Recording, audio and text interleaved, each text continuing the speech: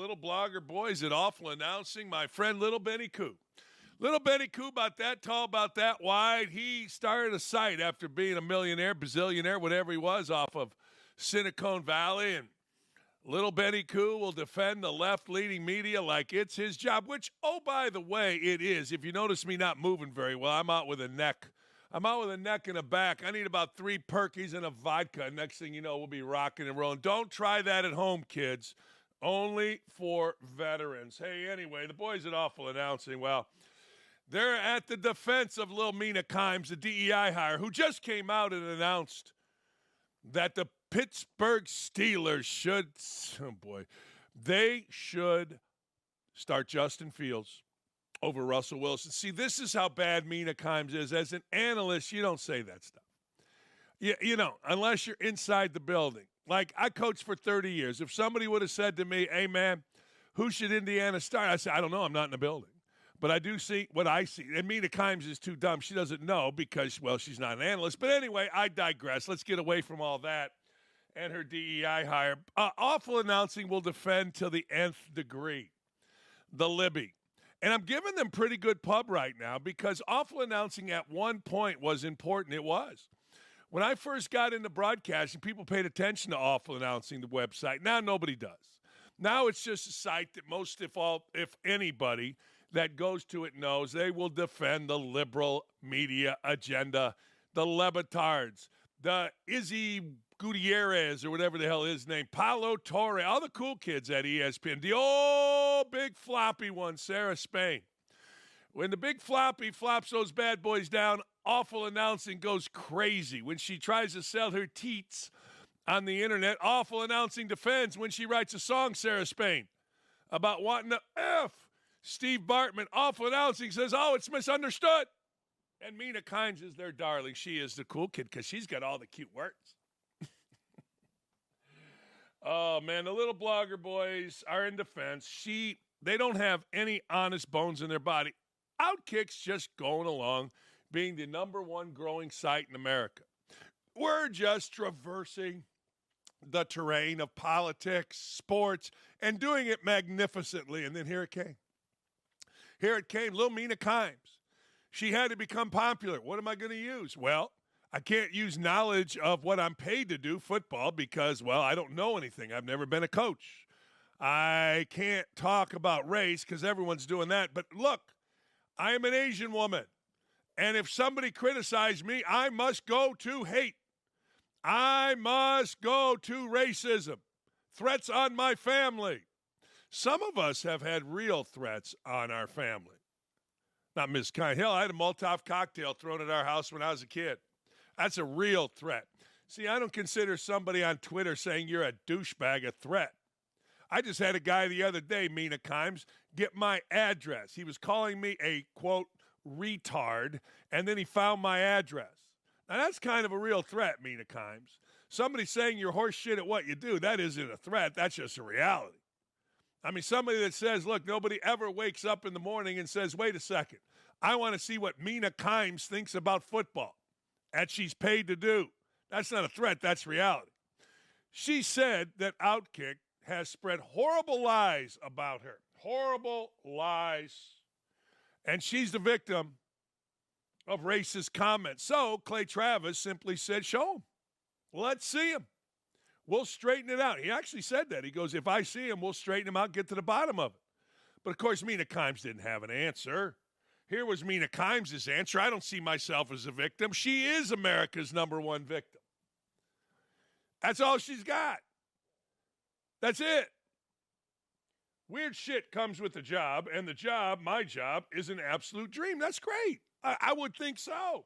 I get to talk about football with my friends on TV. Be careful there. There are a lot of people inside that joint that say, mean girl, pain in the ass. But I'll let that go. Meanwhile, Clay will go back to sweatily. That's right, because that's what men's do. Men sweat. Little pristine DEI hires don't have to. They go into the makeup room, get their hair did, and talk loud and be a pain in the ass to their coworkers. AKA, that's what Mina does.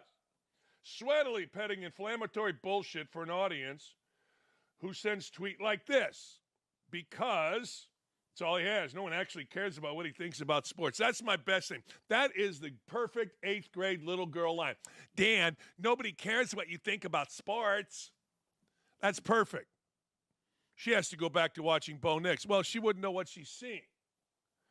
Her eyes are covered in DEI. Diversity, equity, inclusion, and good. It's a great policy. It's made her a lot of money. Yay, Rod, go fight, win. But don't act like you're an actual analyst. Don't act like these people are your friends. You're awful. Horrible. Everybody knows. I mean, what are you talking about? Just stop. Don't act like you get this dream job. Look, Clay Travis has been, building a platform since before you were a DEI hire. Clay Travis has been writing about sports and has made out to be the most interesting man in a state that cares deeply about sports, Tennessee. In a region, the South, everybody runs to his opinions. I don't know one person. I can't imagine one person going, hey, you know what? I watched the Bears-Vikings yesterday. What does Mina Kimes think about it? Can't imagine one. Well, in fact, there isn't one. But anyway, as we sweatily go about our business, I'll tell you why we sweatily go about our business, because the lights are bright where we're at. The lights are bright. Why are they so bright? Because people come at us from every angle. Political realm, boom, we're taking shots. Sports, boom, we're taking shots. Social media, boom. Social justice warriors like little Mina Kimes. Pew! I'm sure this is all perceived as racist because every criticism is perceived by Mina Kimes as racist. Here's what little girls and little boys that get in the media don't understand. They were all little dorky little guys running around their high schools, grade schools. Nobody paid attention to them. But they're pretty smart. And next thing you know, they found a niche. Some because of actual achievement, others because of luck. It's the world we live in, particularly the post-George Floyd era. And then they become a little bit popular. And then they think that with that popularity comes inscrutability. You can't, I don't even know if that's the right word, but anyway, I liked it. Hey, you can't say nothing bad about me. I take offense. They don't realize that some of us who have been in the public eye, at least in our state since 17 years old, are used to it. We're used to both the good and the bad, the popular and the nonsense. We're used to it like it's our job because you simply understand that just because somebody at some time made you a deal doesn't mean you're actually a deal. And that's the hardest thing about folks at ESPN. They start thinking they're a deal. Mina Kimes is no deal. Mina Kimes caught a right break at the right time, and God bless her. Good for her. But the idea that OutKick has said anything outrageous, outlandish, racist, however, and lied is simple. Show it. If we did, show it. That's all Clay was saying. That's it. So here's the defense by a guy named Ben Axelrod. Do yourself a favor. Go to Awful Announcing, look up Ben Axelrod, and tell me you didn't see this coming. While Kimes has never been shy to speak out or defend herself on social media, it's somewhat surprising she was willing to engage with OutKick on multiple occasions. Well, she just said she lied. You could have put it like this, willing to lie about OutKick on so many occasions. As evidenced by Travis and OutKick tagging her, and in some instances, ESPN PR rep, yeah, that's what we do here. We're legit journalists. They are. I'm an entertainer. We reach out to the person involved, and then we reach out to the PR arm, because a lot of people will say at ESPN, hey, you got to go to Josh Kurowitz. He's the PR guy. A lot of people will say that. So we do our due diligence. We want to get to the bottom. If Ms. Kimes was somehow, some way misrepresented, let's do it. Let's get to the bottom. I mean, I don't know why that's so bad. I mean, a legit journalist. Now, Ben Axelrod is kind of a DSB. I'll let you figure that one out. As evidenced by tagging in most of the responses and the fact that the Fox-owned outlet has now written 4 stories on the subject, it's reasonable to believe that any response Kimes provides will only result in additional content for OutKick, regardless of what she says. No, it was a very simple question. It didn't even start with 4 articles. It started, little Benny, by simply saying, look, if we at OutKick have lied about you, misinformed the public, which has caused you angst, show us, and we'll correct. I don't know why that's so hard. Oh, I know why that's so hard for little Benny Axelrod. Because little Benny is not an honest man. Little Benny is a douchebag. All you got to do, again, just take a look. You'll see. High school kid, probably bullied, became a thing. Next thing you know, he's angry and can't tell the truth and leaning left, trying to suck up to the little ESPNers. It's good business because nobody at OutKick's going to hire you. You're not making anything at awful announcing, and you're hoping ESPN reads it and kisses your ass. I know how this works. Conversely, it's understandable that Kimes would feel a need to defend herself, consider the racist nature of the attacks she has received, but not from OutKick. I mean, she hadn't received anything from OutKick, and she can't put a corollary to the racist attacks that we've all received, by the way. I can't tell you how many times I've been called a white Mother Hubbard. But anyway, show where that is a direct link to OutKick. Show the lies that OutKick sent, and then put them together with the racists, but you can't do it. Because, frankly, we've not really cared about you. I mean, the only time I knew who Mina Kimes was when she made a ridiculous video about the Colts, and I corrected her. But they can't say that, see? They can't say that in these articles. Regardless of whether the accounts were anonymous or not, it's easy to tell someone to be the bigger person when you aren't the one on the other side of the attacks. Really? I've been on the other side of attacks forever. I let them go. But that's not the point, see?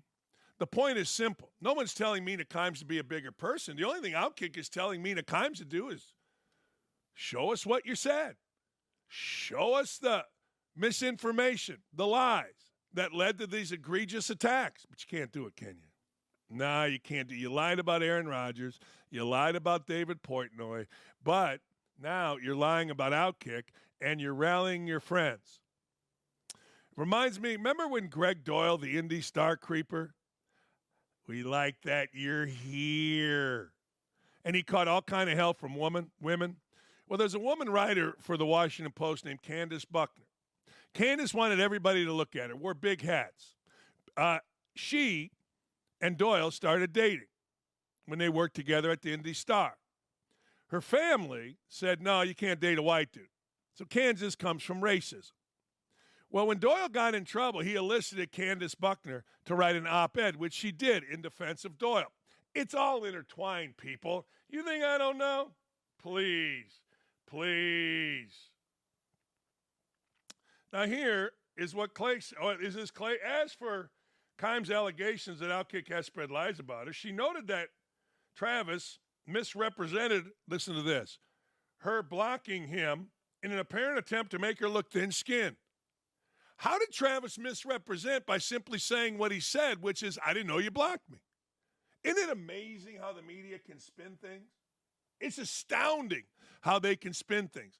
Travis simply said, I didn't know you'd blocked me. It's also worth noting that at no point during her appearance on PTFO was she openly campaigning for Waltz, as OutKick's originally headline and story claimed, although it's unclear if that is one of the lies she cited in her response. She absolutely was campaigning for him. 100%. When you start talking about a candidate, which, ESPN discourages you to do, and how much you like his masculinity, that's endorsing a candidate. But again, see how the media does this? See the lies? While it's hardly surprising that OutKick latched onto her comments regarding Walls, Kimes found herself in the inevitable position when every response she would not only further the feud, but provide additional content for the very outlet criticizing her. After 3 days of going back and forth, it appears Kimes has since moved on to focusing on Bo Nix' preseason play. She wouldn't know Bo Nix from Bo Diddley. Not that has stopped OutKick from doing its best to keep the conflict going. No, here's the deal, and this is what people that have no character don't understand, and Ben Axelrod is a no-character clown. I mean, read him. You'll see. See, when people accuse something that you have built, and make no mistake, Clay Travis has built this into a giant. When people accuse you of lies, misinformation, leading to damage to you, you want to get to the bottom of it if you have integrity. Now, Mr. Axelrod and Ms. Kimes, they have no integrity. Mina Kimes thought that she could get away with just saying, well, you're outrageous lies and misinformation. She thought she could do that and no one would call her on it. Certainly the media is not going to call her on it. Little Benny Axelrod and little Benny Q, they're not calling nobody on it. They'll defend till the nth degree. See, Libby's like Mina Kimes, Dan Le Batard, Pablo Torre, Izzy, whatever the hell his name is, and the big floppy. They all understand they got cover. They got cover with websites, but that cover has been blown by Clay Travis and OutKick. It's very simple, Ms. Kimes. It's very simple, Mr. Axelrod and little Benny Koo. What you got? Where are the lies? Don't talk about lies said within the last 10 minutes or 20 minutes or week. No, you went back. You said for a long time, where are the lies? It's amazing, though. You have no integrity people like Ben Axelrod, Ben Koo, Mina Kimes, Josh Kurlowitz, and everybody at ESPN. Her feet should be held to the fire. And that's exactly what Clay's doing. You lie about a company. You lie about a company that a guy built from nothing. You better be able to stand up for your bullshit. Show it. Simple, Mina, Ben, awful announcing. We're giving you great pub today. Not a soul alive knows who Mina Kimes is other than some little fanboys that think she's cute. Now, I didn't know. Long story short, just show it. You lied about us. You got caught. Have some dignity, have some integrity, and say, you know what? I lied about it. Don't go bullshitting us about Bo Nix. You don't know nothing about Bo Nix or football or your job. Shannon Sharp calls out the WNBA for their hate of Caitlin Clark. Y'all mad because that corn-fed Iowa girl busting y'all ass. Here's what Shay Shay had to say. That trash. Man, y'all stop this foolishness. Y'all see the woman speed up. Y'all see her. Caitlin Clark is getting the crowd and going. Y'all see Skylar Diggins speed up to make contact with her. Stop this.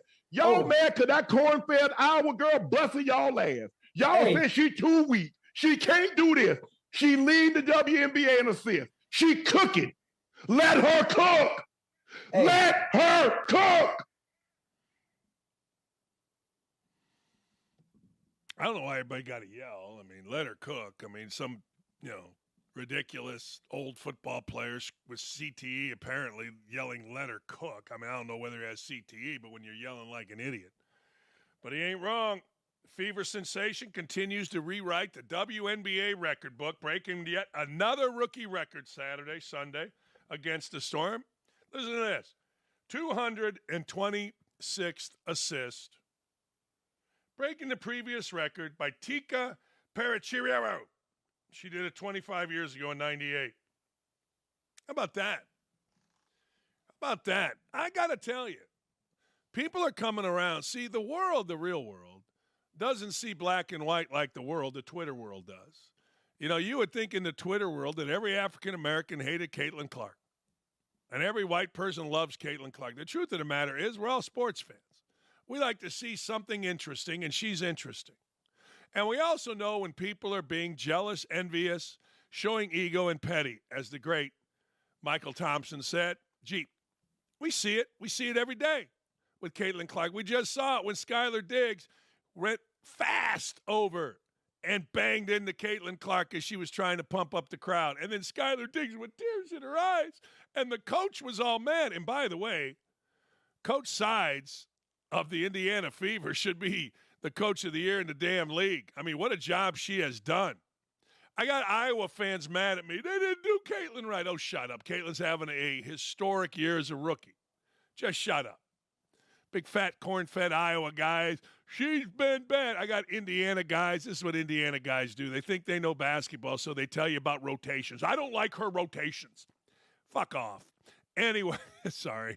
Anyway, I just felt like saying that because it needed to be said. Speaking of awful announcing, and they are truly awful. It's so funny watching these liberal hacks try so damn hard to stay meaningful and with it. They can't get off their knee pads.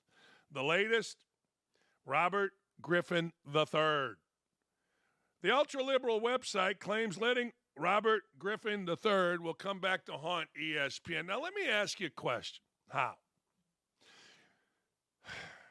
Brad Nessler. I sat in the back of a car, town car, after Brad Nessler, the great SEC announcer now, whipped out a flask. Dewar's was in it. Danny D, a toast. What are we toasting to, Brad? That was my last broadcast for ESPN. No kidding. Yep. And we drank Dewar's. Mike Tirico on a Monday night dinner before a Tuesday night game with me, Allison Williams, Bart Fox, and Scott Johnson in a nice restaurant in Iowa City. We raised a glass, and Mike Tirico announced, I am leaving ESPN at the end of this year. ESPN let two great announcers go. Brad Nessler, Mike Tirico. Tirico has emerged into the best host in the business. Nessler's the best game play-by-play guy in college football. Really, both aren't close. ESPN survived letting him go. I think they'll survive a weird-ass, self-involved, crazy person like RG3 go. There was a humanity to his broadcast style. He helped turn around Monday Night Countdown. Really?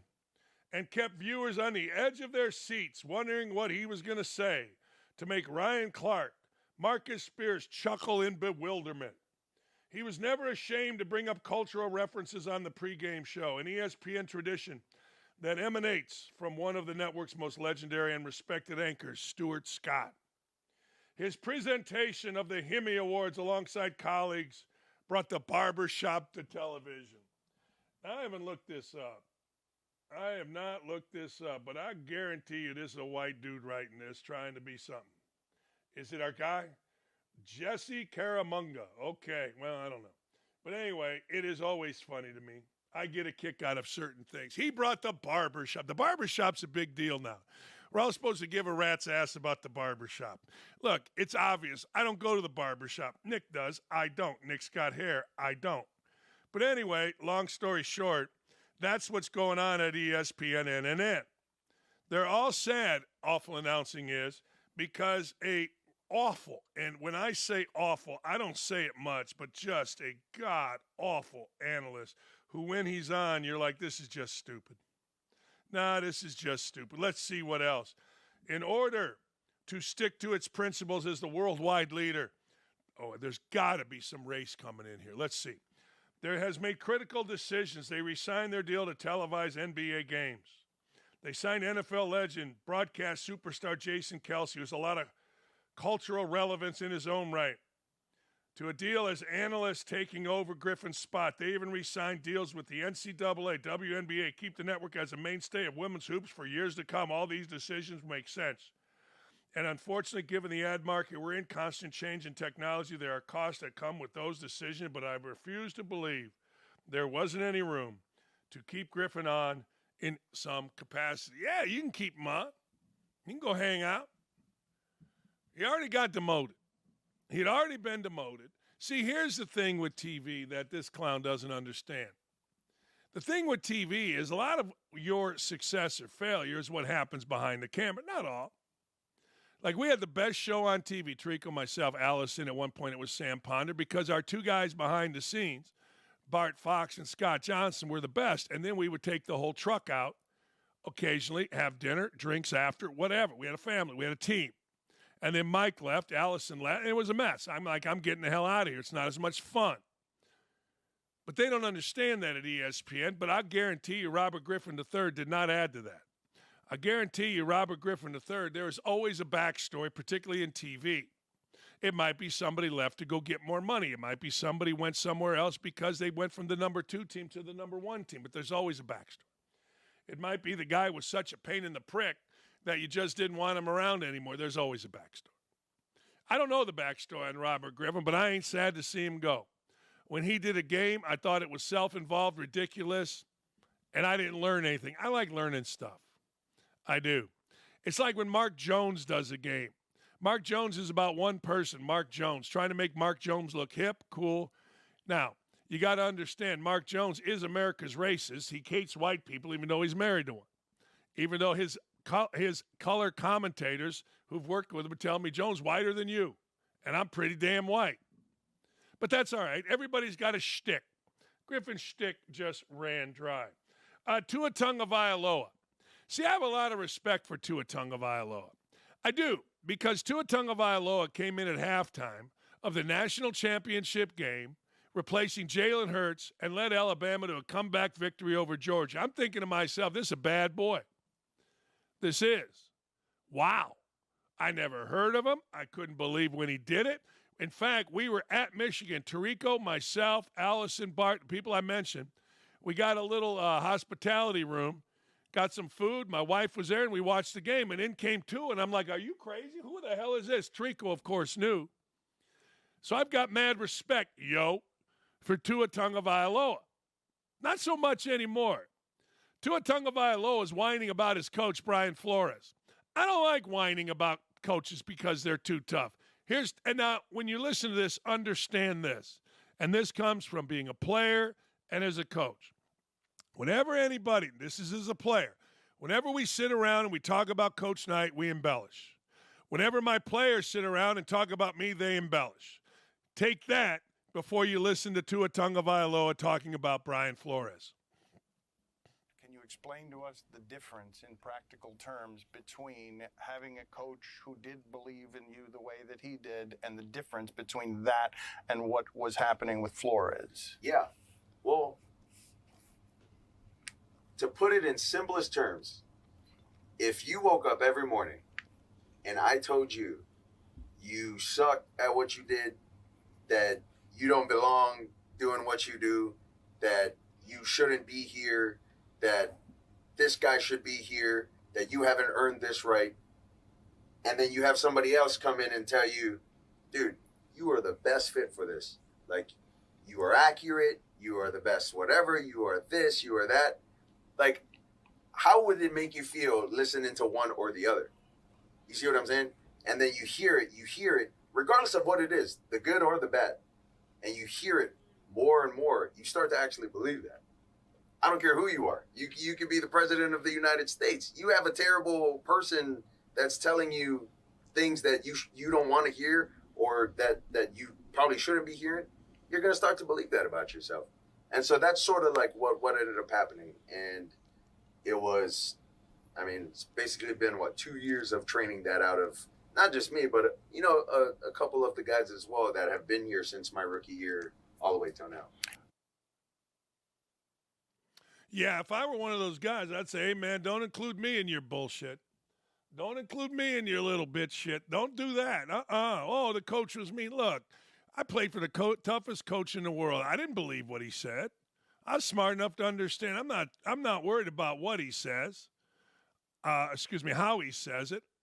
What's he saying? What's he telling me? I got to get better. I got to push myself. Things I don't want to hear. What is every coach supposed to tell Tua Tagovailoa? Only things he wants to hear? I'm guessing Saban didn't do that.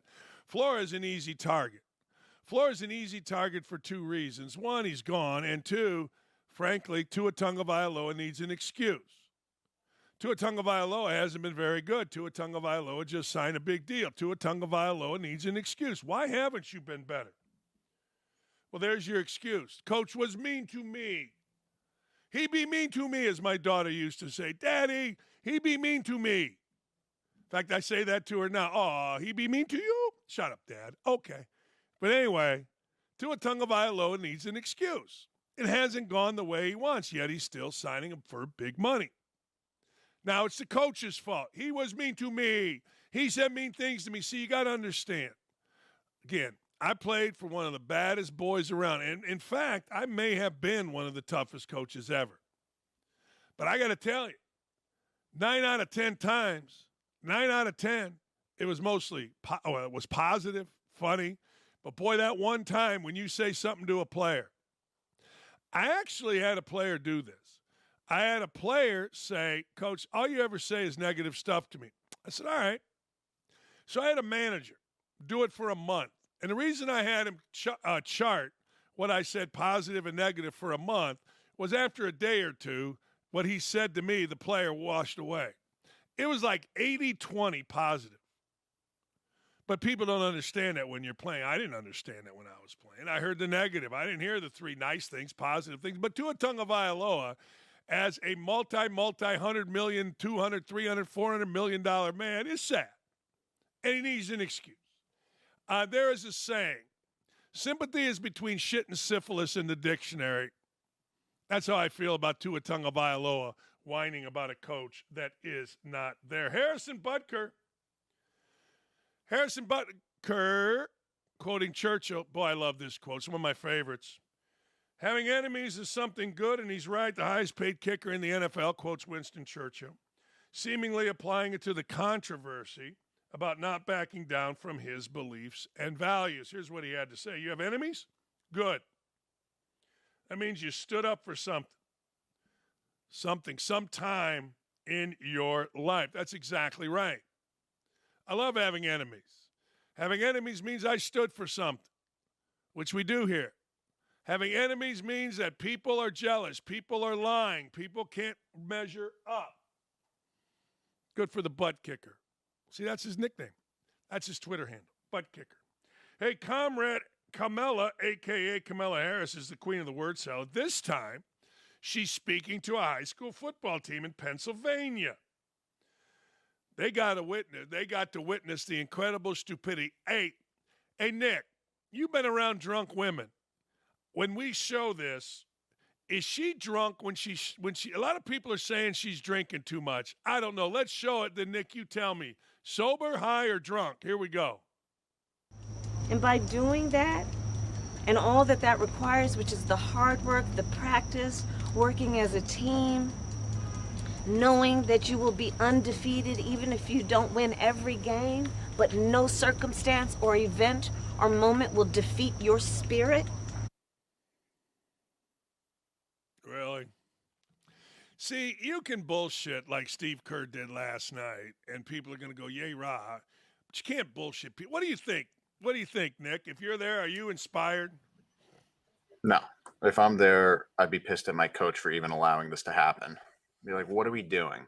I'd rather be on the field practicing than listening to this woman badger. Here's the thing. Best case scenario, she's drunk. Worst case scenario, she's not. That's how I think of it. I'd rather her be drunk than be sober and end up saying that. That's just how you know that she's just living off the teleprompter. That's true. You're undefeated. She read that somewhere. By the way, did you see Antonio Brown has taken to calling Tim Walz Coach Sandusky? No, I thought you were going to go the route of he challenged. Oh, no, that's Tyreek Hill challenged Noah Lyles. But yeah, no. Yeah. Anything goes. Yeah. Anything. Hey, that man is unhinged. That's what I'm saying. Anything goes. He can say whatever he wants. Like he's going about that business, and it's amazing. No, it's absolutely amazing. Dude's pandering to a specific audience, and he's absolutely winning. Because like all of Twitter right now is a bunch of Gen Z kids who just don't give a shit about anything people say, and they're all about the dark humor, and that's exactly what he is. So Godspeed, he's winning. He is winning, and he's probably, he's the only guy that can get away with that. Somebody just sent that to me, and I couldn't help but laugh. I mean, it's not a funny situation. I'm not laughing at the Sandusky thing. I'm laughing at the Antonio Brown could literally say he's dropping the F word, the N word. He can do whatever he wants, and I got to tell you, it's kind of. Would you agree that Antonio Brown has kind of been brought back from the dead with this stuff? He would be incredibly irrelevant after he walked off with the Tampa Bay Buccaneers if it wasn't for ESPN. Nobody would be like, oh yeah, remember how good he used to be? It was just like, well, now it's just like, oh, Antonio Brown now? Oh yeah, ESPN. Without a doubt, he just elevated his game to a new version of himself. I don't know if it's a new high or a new low. But that was a good way to put it, to a new version of himself. That was really good. I don't know if it's a new high. I don't know if it's a new low. It's just a new version. I would argue it's a new high. I would argue. Night. Go ahead. Let's see. No, go ahead. I was gonna say it's a new high of him, like a new high, but like he likes to take it to that low standard of humor. So I would argue it's a new high because everybody loves him now. Yeah. No, I agree. Let's hear from Steve Kerr. The compassion, the commitment to our country that we saw at the Olympics, that is what Kamala Harris and Tim Walz have. And it is what our country needs. Leadership, real leadership, not the kind that seeks to divide us, but the kind that recognizes and celebrates our common purpose. Think about what our team achieved with 12 Americans in Paris, putting aside rivalries to represent our country. Now imagine what we could do with all 330 million of us playing on the same team. Not as Democrats, not as Republicans, not as libertarians, but as Americans who know the greatness of this nation doesn't come from any one of us, but from each of us doing our part to build a more perfect union. That vision is what this campaign is all about. It's why I'm here tonight. And it's why I'll be getting out every day to help people get out and vote on November 5th and elect Kamala Harris and Tim Walz as the next president and vice president of the United States. So let me ask you a simple question. I mean, what leadership has Kamala Harris ever shown? I mean, that's just pure bullshit. I mean, what leadership has she? I'll give Walz, he's at least been a governor, but what leadership has Kamala Harris ever shown? I mean, she has been in the White House. Everybody, if you watch any of that last night, all they talk about is how awful we're doing. She's been there 3.5 years. All she has done, and all that party did last night, was attack Trump. All that party did last night was divide. Look right outside their door. This is what I'm saying. This is such bullshit. Yeah, I'm not even going to get into the China stuff with Steve Kerr, but I would go into his speech. What leadership has Kamala Harris ever shown? She's the border czar. As soon as she was the president-elect, or whatever the hell she is, she shied away from being the border czar. What has she done? I'm genuinely curious. So Steve Kerr gets up there, and it's no different than when Joe Biden used to sit there and talk about his dad at the dinner table. Just a little breathing. Well, it doesn't mean anything. Look what our team did. You had $1 billion in salary minimum. What did your team really do? I mean, what? You were favored to win every game by 30. You won a couple close. I mean, what did you really do? And this is my problem. And this will always be my problem. I have a tendency to listen.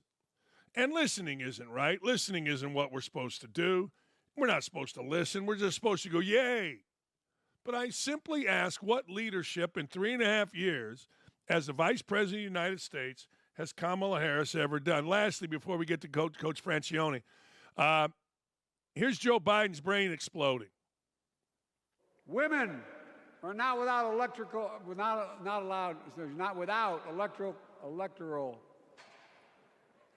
or political power. Really? No kidding.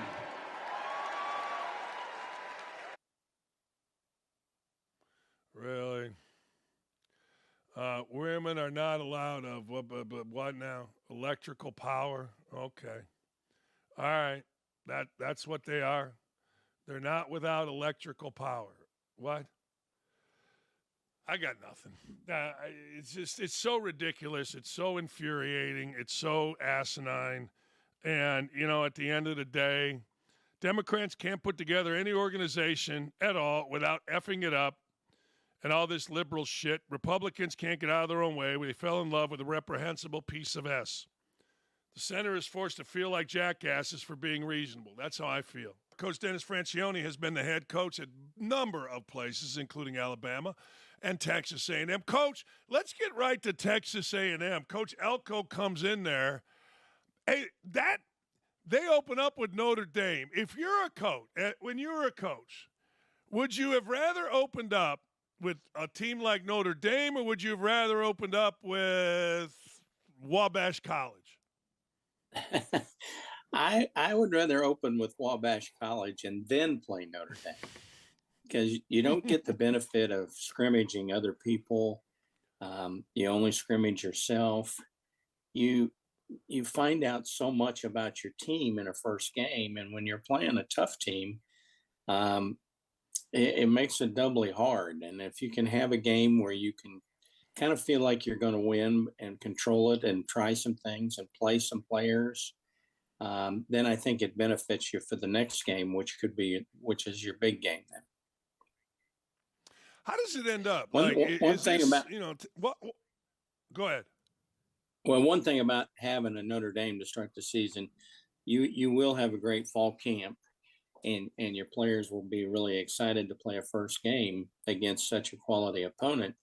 But they're always excited to play the first game, so I don't know how much that matters. No, I'm with you. In basketball, you play a couple exhibition games. You get to play, whoever for a couple times. So at least you're playing under the lights, that kind of stuff. Football, not so much. What is coaching at Texas A&M like? I feel like here's my outsider's view, Coach. I feel like Texas A&M has this massively involved group of rich boosters that interfere with all the coaches that are at Texas A&M. Now, I could be dead ass wrong, but from an outsider, that's how it appears to me. Well, I think you're right to a certain degree. They're very interested and want the program to succeed and get to a level that it hasn't been to in quite a while. And they're searching when things don't go as right as they want it to or as quickly as they want it to. And so they're always searching for the right answer and how to get there, which, is good. You want them to do those kinds of things. And they are involved. And of course, involvement means financially they're involved. And that helps you build facilities and stadiums and things like that. So there's a good side to all of it, but they are involved. Texas A&M, they get a new coach. They buy Jimbo Fisher out. What are your impressions of Mike Elko?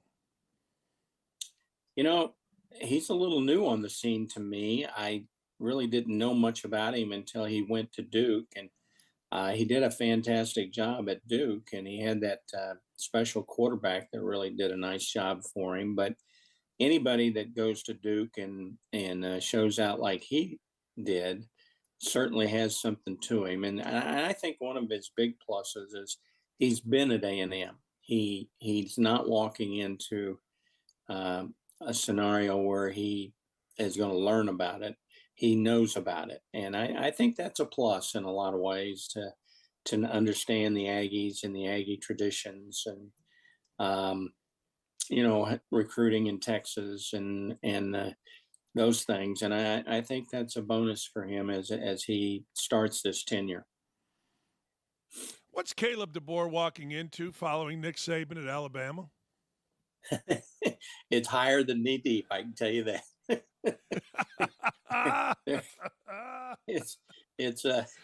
There are no down days at Alabama. Every day is Alabama football, 7/24, 365. They love it. They live it. They worship it. They depend on it. And it's just hard to explain it to people, the love that the Crimson Tide faithful have for that program and how much they almost, I think, just for their own self personalities sometimes is tied around, do the Tide win or do they lose, and how do they win, and how's the program doing and what directions it's going. And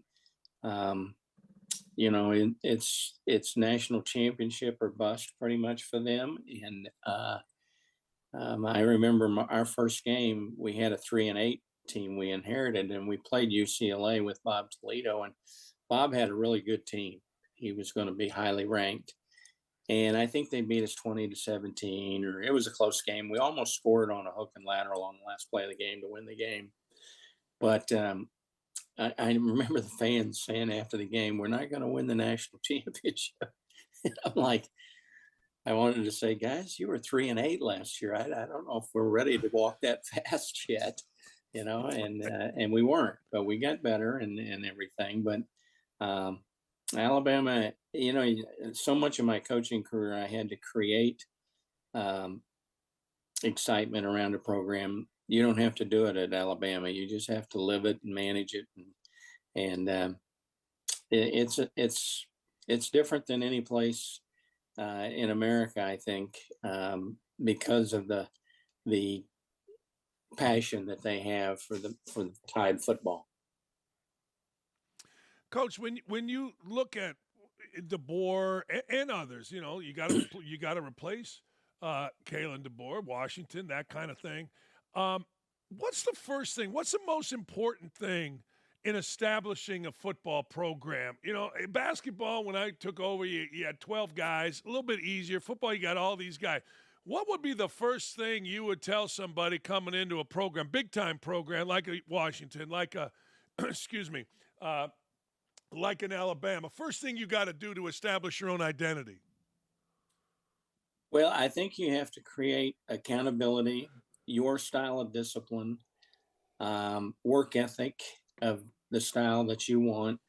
You have to put those things in place. And sometimes in a first year, it might cost you a win to do that. And you hope it doesn't. But, excuse me, to get things where you want it to be, to build the program from the foundation up, and to make sure that it'll be rock solid from then on, because you don't want to leave the first year and say, we need more discipline. Our work ethic wasn't good enough.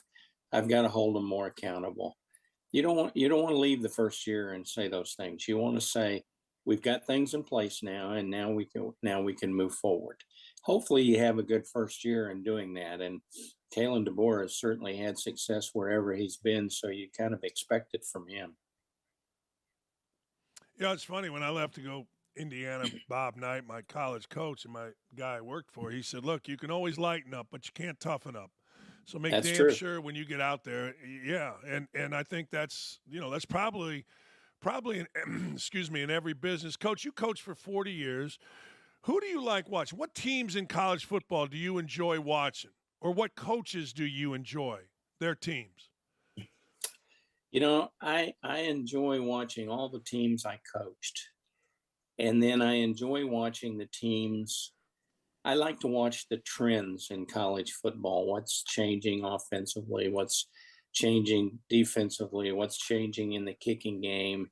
And those teams that are innovative and into those things, I like to watch them and to see how it's going. Of course, everybody likes to watch the great games, you know, and I always will love the Alabama, Auburn, Texas A&M games, and getting to see those games every year. The tradition games are what college football is all about. But I follow my teams, and I like to watch them, and the innovative teams that are on the cutting edge. You know, when the run pass option came in, that was a big deal, and watching teams that did that was fun to watch how they did it and how it grew. And college football is constantly evolving. It never stays the same. There'll be a period of time where maybe the offense gets a little ahead, the defense catches up, and they get a little ahead, and vice versa. But for the most part, it's a constantly evolving game, and you know, you keep up or you get left behind. And of course, I'm not going to be left behind anymore, but I still like to keep up with it. I always talk to coaches about this because I don't think people understand. Like, my father told me, if you ever lose, which I ended up doing, it might kill you, which it almost did. Urban Meyer's a good friend, and I always made fun of him. I'm like, man, you got 11 games back when they had 11. I go, we got 30. I die 10 times automatic if we win 20 games. I don't think people understand. I don't think people understand how much goes into a game and how much relief there is when you win. I don't know about joy, relief, but the other side of it is how much freaking angst, horrible death when you lose, Coach. Did you feel that? Oh yeah, I think any coach worth his salt feels that, and you can't be a successful coach if you don't feel it. I mean, it just doesn't happen that way. You know, there there are really four ways that it happens. You win and you play good, which obviously you feel pretty good about that. You win and you play bad, which at least you won, but now you know you got a lot of things to take care of. You lose and play good, which doesn't taste good, but at least in a lot of respects, your team shows promise. And then, of course, lose and play bad, which is definitely awful. You don't want that one, but those are the ways that you go through a season, and you put a lot of hours, and not just to put hours in. It's what it takes to get a team as prepared and get yourself as prepared for the game as you want to be, and you put a lot of time in, and you play to win. And when you don't win, it's devastating. It's a tough way. And I see coaches in the last several years that it's a relief to win and not a joy to win. And I feel bad for those coaches. When you do win, you need to enjoy it, and you need to appreciate what has happened, and you need to have some happiness about you.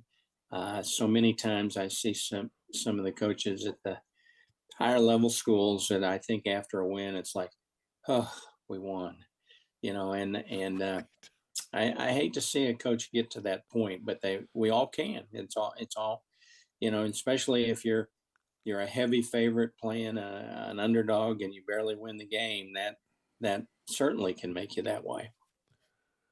Hey, while I have you here, and I don't know if this was gambling is legalized now. And you're on college campuses, obviously, where TCU and Alabama and excuse me, Texas A&M, where is important. If you were a coach now, would you worry about the gambling aspect for not only your players gambling, people getting to them, and did you worry back when you were coaching? I worry about my players. I certainly don't feel like there's a place in the game for the competitors in the arena to be betting on the game, win or lose. I just don't think that should happen. The fans, they were already betting with each other, so betting with Las Vegas, whoever is not a big deal to me. And the problem it provides to the coaches is, do you cover the spread or not? And I never once looked to see what the spread was. And I remember we had a Texas A&M game, and we were just starting to get to where we needed to be on defense. And we beat Army on a 4th down stand at the 5-yard line. And, Army's not a slouch, but we were the favorite, and Army played good. And but we got the stop and we got the win. And if I could have written a script for how the defense won the game, that would have been perfect. And so then I get to the locker room after the game, and I said to one of the coaches, I said, well, our fans didn't seem to be too excited about the win. And he said, well, you know why, don't you? And I said, no, I don't know why. And he said, we didn't cover the spread. I didn't even know what the spread was. That 1 point was all I was after, one more point than the other team. And that was I felt a little sad about that there was not enough happiness over a victory that happened in a way that helped our defense grow and get better. Yeah, it's amazing. It's only going to get worse. It's Coach. I enjoyed talking to you. I hope everything is great in your life. I really appreciate you taking a few minutes. Hey, last thing, why is this Christian school, Texas Christian, so good in football? You were great there. Coach Patterson, great there. Why? I've been to TCU. I thought it was a great place, fantastic. My best friend's kids went there. I know the president. Why is TCU able to hang in there with all these monsters, A&M, Texas, that kind of thing?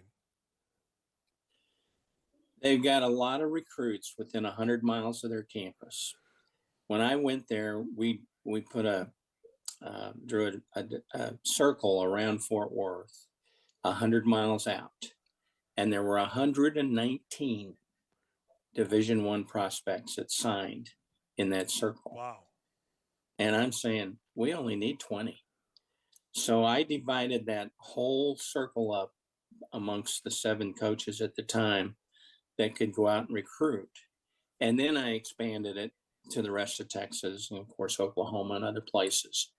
But when you've got that many recruits close by and you do a good job, even if you lose them, I used to tell our guys, if you lose him to Oklahoma State or this school or that school, take it graciously because he may transfer back. They may want to get closer to home. And so that, I think that was the key for us to get it turned around.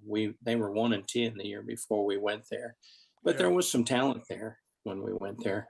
And we were able to do a good job of recruiting the Metroplex.